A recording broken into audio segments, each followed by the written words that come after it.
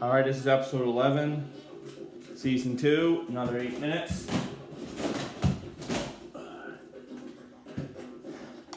Four out of 10. It's got a couple games on there like 5 out of 10. Ah, 2 out of 10. It's pretty much like Sims. Darwin. This is definitely worthy of being in a collection. 5.2. Yeah, this is actually... You start off with 5 guys and you end up with 50. You pick up rocks, you fight dinosaurs, but you need to have enough items and guys to do stuff.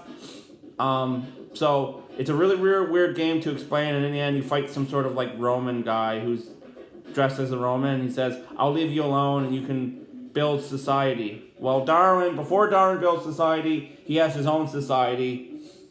And as you get bigger, your group gets bigger, and you can do things like build boats and make weapons and stuff.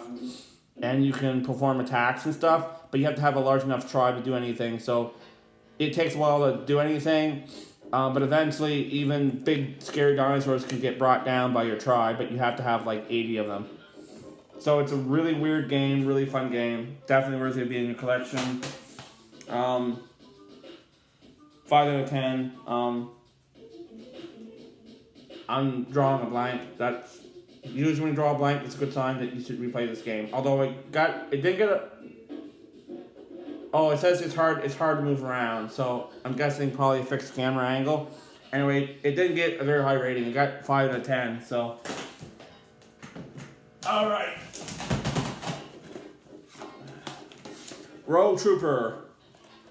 8 out of 10. If there's a sequel to this game, I'll buy it.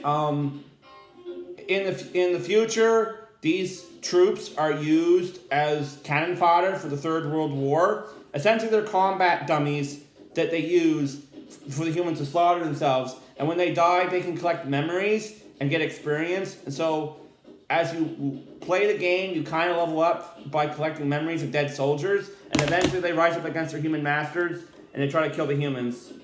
So, yeah, this was a pretty good game. I have a lot to say about it, but I'm not going to talk about it because I only have 8 minutes.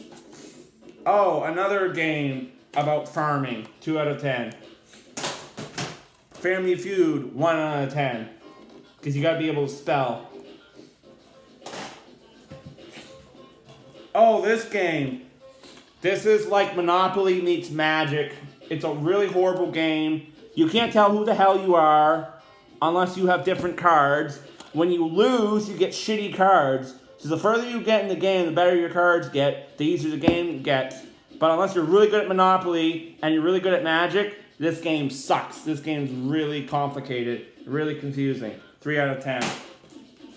Family Guide, 3 out of 10. The game sucks. The humor is dubbed down because children are playing video games, so...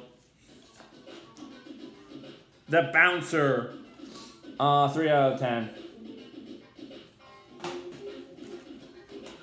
Paintball, 4.5 out of 10. I think I showed this on one of my things. This is one of the games I played, 5 out of 10. 1 out of 10. 7 out of 10. Although in the end, to fight the final boss, you gotta die like 5 times, but you have items that you can use to resurrect yourself, which I bought. Power Rangers, terrible game, 2 out of 10. Roller Coaster, 3.5. Unfortunately, this is a blue disc. Yeah, I can't play blue discs. Once you play blue discs, you can never play them again. It's really quite annoying. I hate it. All right, 4 out of 10. Oh, this is a horrible game. 4 out of 10, but it's such a terrible game I would never replay it. Unreal Tournament, probably 4 out of 10. 1, because you have to have online, and since online is obsolete for PS2, you can't play it, so it gets a rating of 1. Will not physically work. This was probably 5 out of 10. 1 out of 10, really horrible game.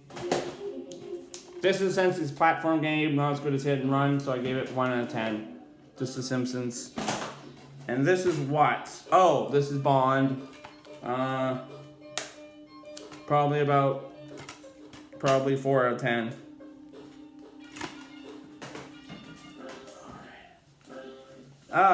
This is 6 out of 10. This is an okay shooter. You have to kill rival gangs. There's a slight Grand Theft Auto to it. Your brother is part of the DAA. You're trying to fight the corruption in Mexico. Probably 6 out of 10. Scarface, terrible movie. This takes place after the movie, an alternate reality in which he doesn't die, but it's really a horrible game. It's essentially a Grand Theft Auto ripoff. It's just not a very good game.